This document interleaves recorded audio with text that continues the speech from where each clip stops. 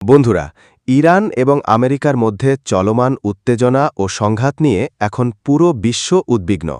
কিন্তু অনেকেই একটি গুরুত্বপূর্ণ প্রশ্ন করছেন, এই সংঘাতের মধ্যে ভারতের ভূমিকা আসলে কি? ভারত কি এই যুদ্ধে কোনোভাবে জড়িত, নাকি তারা নিরপেক্ষ অবস্থান নিয়েছে?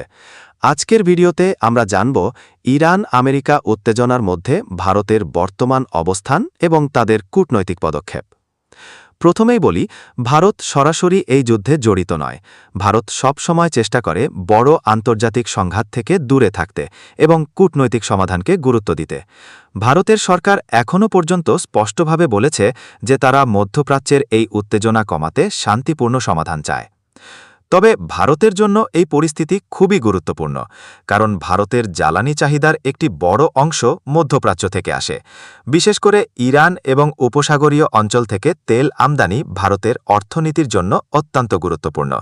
যদি যুদ্ধ দীর্ঘস্থায়ী হয়, তাহলে তেলের দাম বেড়ে যেতে পারে এবং সেটার প্রভাব ভারতের বাজারেও পড়তে পারে। আরেকটি বড় বিষয় হল, মধ্যপ্রাচ্যের লক্ষ ভারতীয় কর্মী কাজ করেন। সৌদি আরব, কুয়েট, কাতার, সংযুক্ত আরব আমিরাত সহ অনেক দেশে ভারতীয় নাগরিক আছেন। যুদ্ধ পরিস্থিতি খারাপ হলে তাদের নিরাপত্তা নিশ্চিত করাও ভারতের সরকারের জন্য একটি বড় দায়িত্ব হয়ে দাঁড়ায়। এদিকে কূটনৈতিক দিক থেকে ভারত দুই দেশের সাথেই ভালো সম্পর্ক বজায় রাখার চেষ্টা করছে। একদিকে ভারতের সঙ্গে আমেরিকার কৌশলগত সম্পর্ক রয়েছে, অন্যদিকে ইরানের সাথেও ভারতের ঐতিহাসিক ও বাণিজ্যিক সম্পর্ক রয়েছে। তাই ভারত এমন অবস্থান নিয়েছে যাতে তারা কোনো পক্ষকে সরাসরি সমর্থন না করে বরং শান্তি আলোচনার পক্ষে থাকে।